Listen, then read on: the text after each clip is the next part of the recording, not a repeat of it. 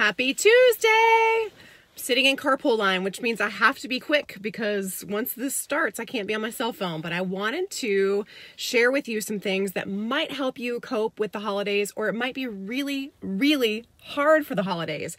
Either way, I'm going to share it because as things, that's the fun part about a group, right? Like as things, we start to uncover things about ourselves and ways that we're growing, we get to share that with others. So if you are brand new to the group, hey, Miss Tina, if you're brand new to the group, might not make a whole lot of sense, but if you've been here for a minute, you're going to see this and you're going to be like, okay, we've talked about this before. And y'all are in for a treat because I am a master artist. I didn't tell you I have an art degree, so be prepared. Oh, and you know what? I should flip this around. Let's see if I can do it so that you can see it. I'm not going to worry about that right now. It's going to be backwards. But TFAR, what does that mean? We've learned before that our thoughts influence our feelings influence our actions, and our actions create our result. Here's what's so fantastic is that we can actually take captive our thoughts. That's why it's the to be mindset, not the to be diet, right? We've talked about that.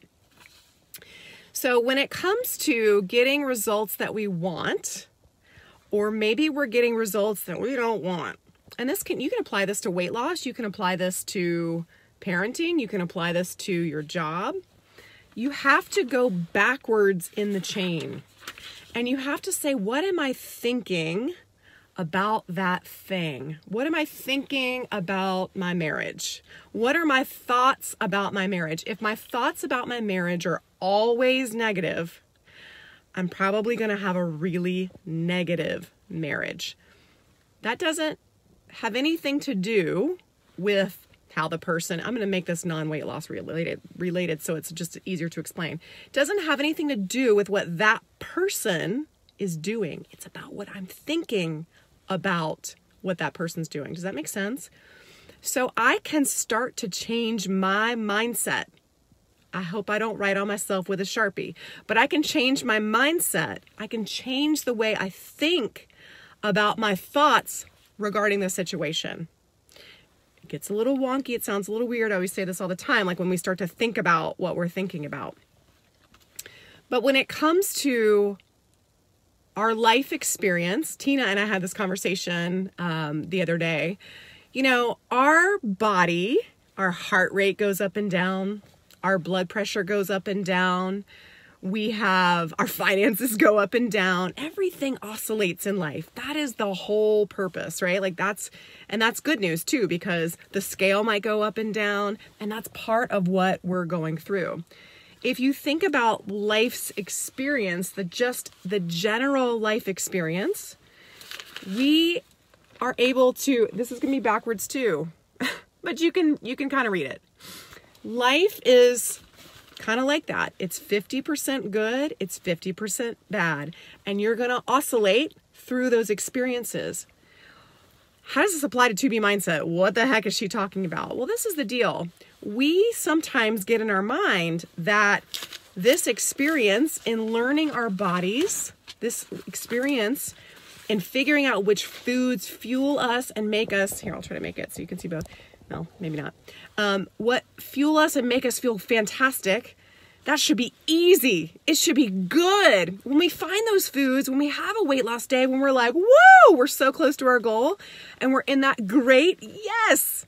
And then maybe we slide the other way. We have a fight with a friend, or we overeat during Thanksgiving and we go into the unhappy face side. We start to get really down on ourselves and we start to forget that that's the life experience. It's supposed to be good and bad. They go together. You can't have one without the other.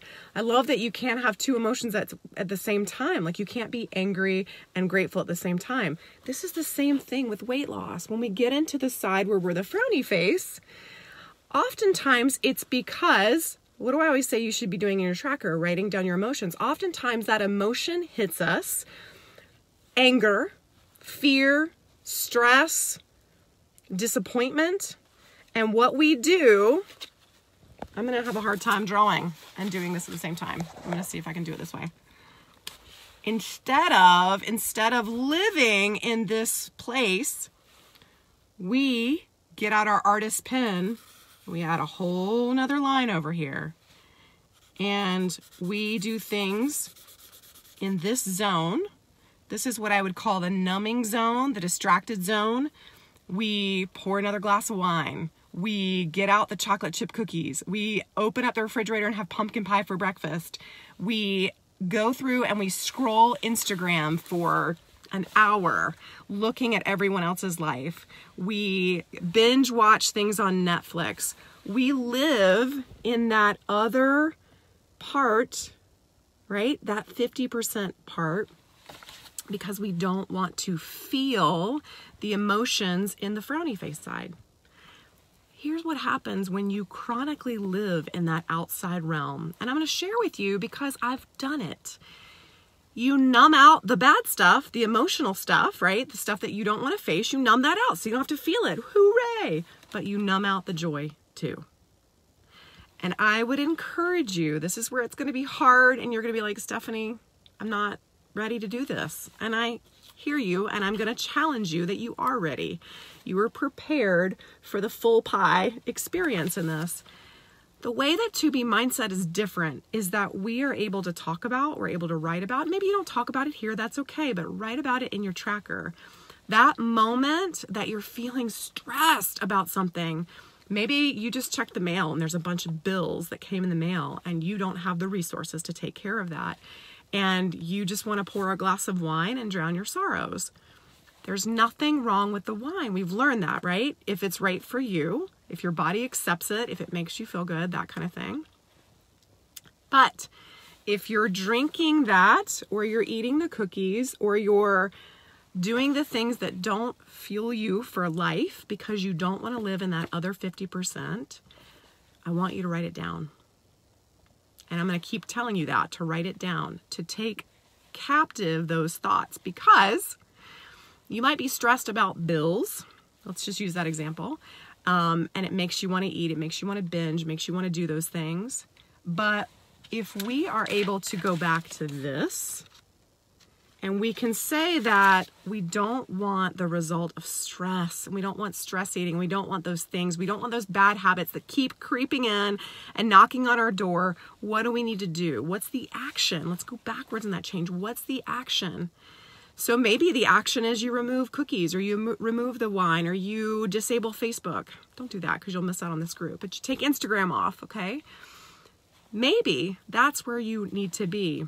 But maybe we need to even go higher in that chain, and we need to look at the feelings and the thoughts, right? The feelings drive the action. Well, what happens when you're not stressed? What are those feelings? Are you feeling joy? Are you feeling contentment? Are you feeling peace? Are you feeling at ease? That's where we can do the thought work together to figure out, how do we create that, right? We've talked about, it's not Pollyanna, but saying things like in the morning, like you wake up and you just say, I love my life.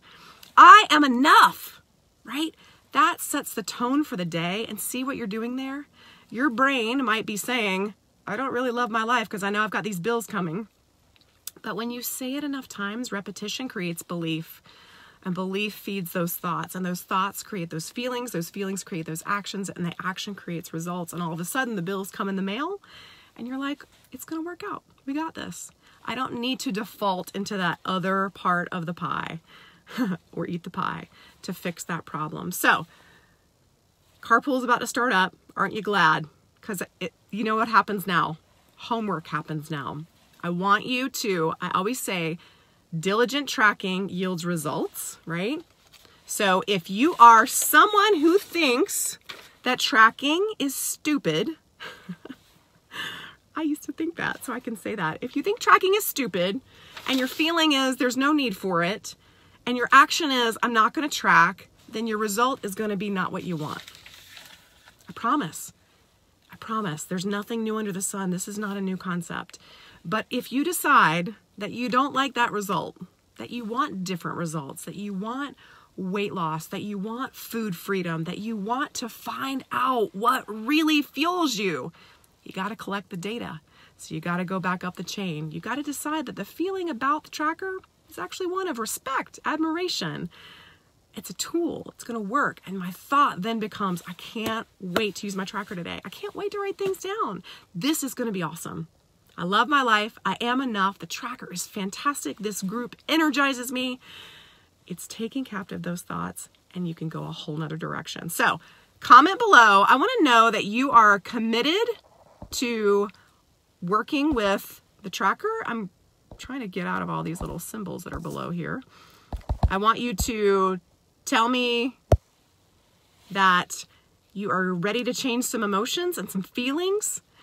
And I want to, let's gather those results. Let's get the data going, because that's how you are successful through the holidays. And guess what? This process works the same way when it comes to being around people that might be toxic relationships. We're around family that stirs us, right? We're around people that might stir us into that part of the pie, that buffering part of the pie where you're eating or drinking or Netflixing or whatever, okay? It's a challenge. Are you up for the challenge? Perry, hey girl, go back and watch the beginning of this, because I think there's some tools that might help you. This is always fun when it comes to this time of the year. But I love you guys. My little guy is almost out of school, so I'm going to go grab him. Y'all have a great day.